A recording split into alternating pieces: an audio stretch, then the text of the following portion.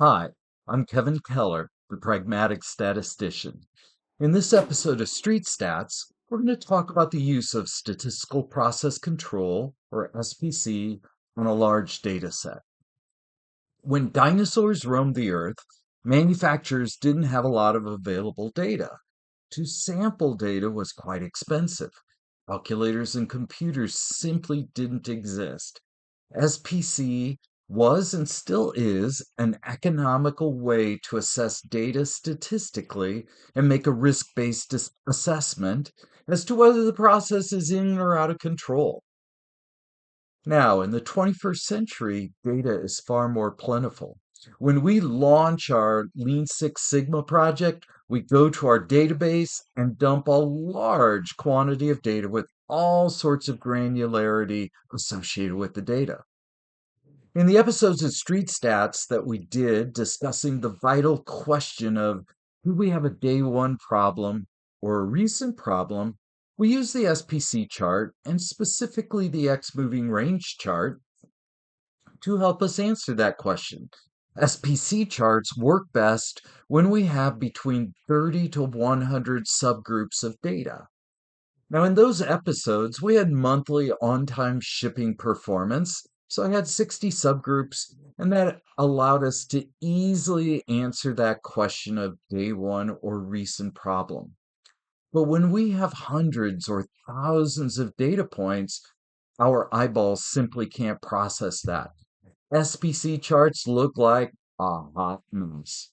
The ink overwhelms the eye. Always remember this for graphs. The less ink, the better. So, what do we do when we have 5 years of daily data? 5 times 365 is 1825 data points plus a couple for leap years. So let's look at it. So we'll go out to Engine Room, and I have daily data starting with January of 2020. And when I get down to the bottom, I should be right about December 31st of 2024. I have 5 years worth of data, and the actual values are associated here. So I'm going to go to my SPC chart, my X moving range chart, and I'm going to put in the actual sales and my time ordered value, the date, and I'm going to click continue. And then software will hemorrhage for a while it's thinking about processing all that information. 1820, in this case, 7. Sorry about that. Got a couple of leap years in there. And it thought really hard about the data. And we can see that it looks like a mess. It's still trying to process and load everything. So it's almost impossible to assess whether we have a day one problem or a recent problem. Chances are you would say, well, we probably have a day one problem, but it's certainly not clear. The ink overwhelms things. And so when we're in the measure phase, when we're creating baseline assessment, we don't need all of this information. Well, so again, if we had 5 years worth of information, I would probably boil it down into monthly data.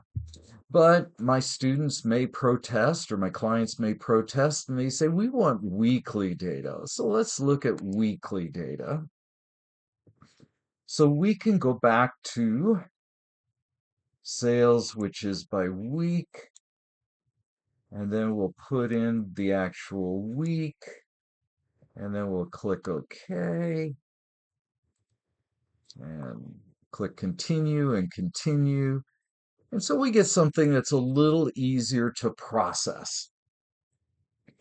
And so if you were to look at this graph, you would probably assess against the backdrop of day one or recent that we have a day one. Now, there's a couple of out of control points where the jump is unusually large, or in this case, we had a value outside. But again, we're not worried about that at this particular moment. We're about creating baseline.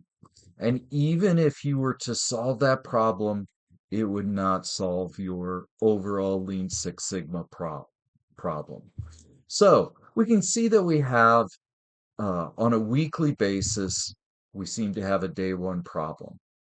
But again, we had 260 odd subgroups there, and I'm always about keeping it quite clean.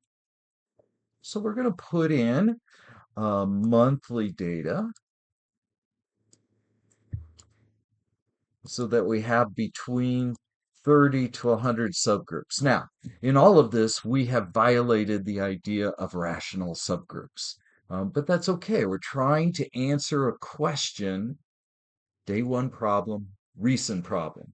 So we look at this chart and we're going to talk about in a future episode when it looks too good, there might be a reason.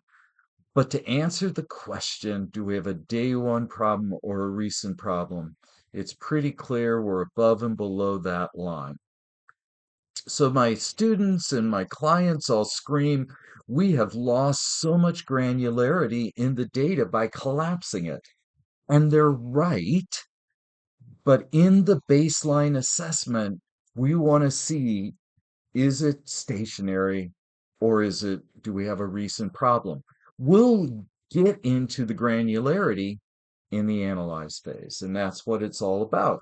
And so we'll go ahead and answer that question. And there are a variety of different ways that we could go about doing that.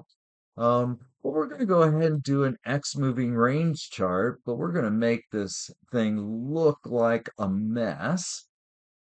And so we have actual data and we have the date, and we're going to put in a numeric value for day of the week. Oh, actually, let's put in the text value.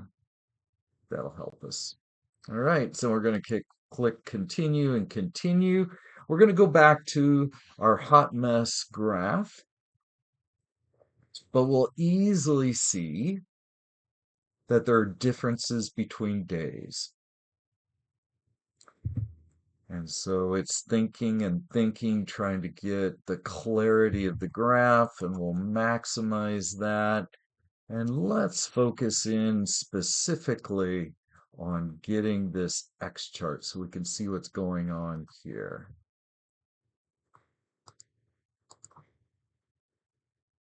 So it'll take a little bit to bring it up. But we can clearly see that Wednesday is different than Thursday is different from Friday, Saturday, Sunday, and so on. And it's not wanting to cooperate. There's so much information here. There we go. So within a day, it appears to be relatively stationary. So we probably have a day one problem that we have to rationalize. Why are the days of the week different? All right, so hopefully that was helpful to you. So be careful out there. The streets are messy, and so is data. But remember, there is always a way.